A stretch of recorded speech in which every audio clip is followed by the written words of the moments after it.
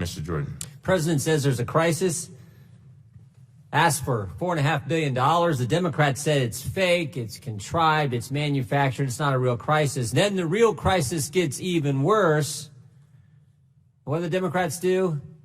They blame the President of the United States, and they blame the hardworking people who work for Mr. McAleenan on the border. When everyone knows what has to be done, everyone knows this. Got to fix the asylum law, got to fix the Flores decision, you got to build a border security wall. And frankly, what would also help is if folks on the left will quit saying some of the crazy things they're saying that I think incentivize more people to come and create this crisis that everyone acknowledged a long, long time ago except Democrats in Congress. I want to welcome our witness today, Secretary McAleenan.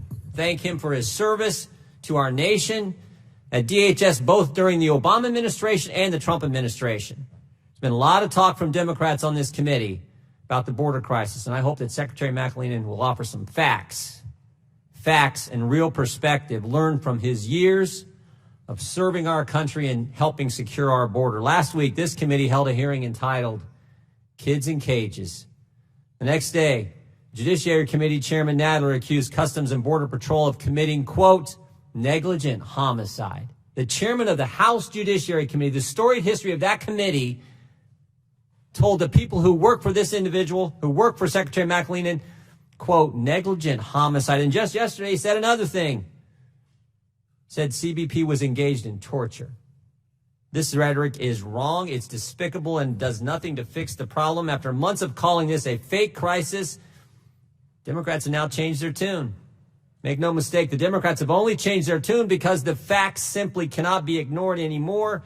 In fiscal year 2019, more than 688,000 illegal aliens, including nearly 133,000 in May 2019 alone, were apprehended between ports of entry along the southwest border, an increase of approximately 80,000 just since October of 2018.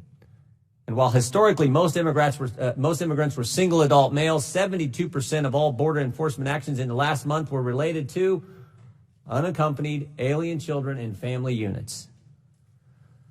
So what do Democrats do when they have to acknowledge a problem that doesn't align with their politics?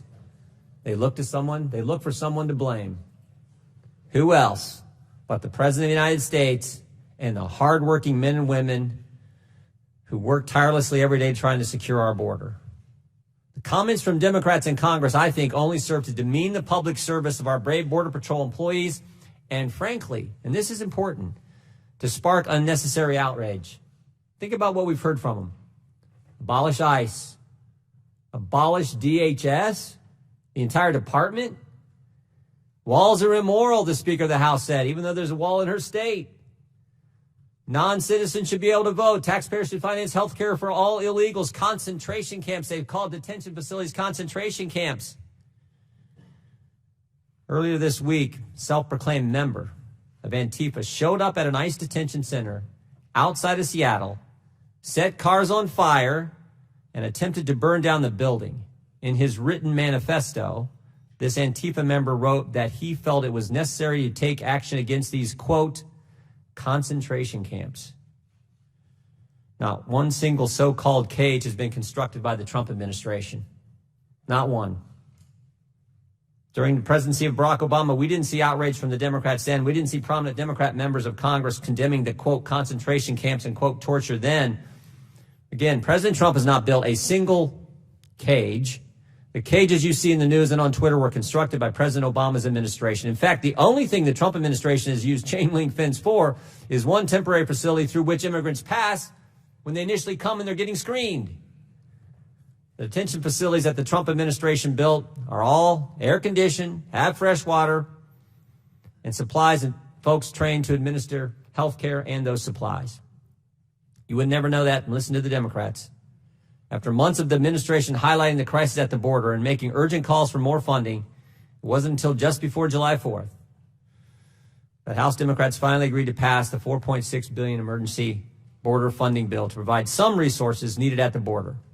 And despite the size and scope of the crisis, some Democrats still choose not to support this bill, choosing instead to play politics with the border rather than work on the solutions that we all know need to happen.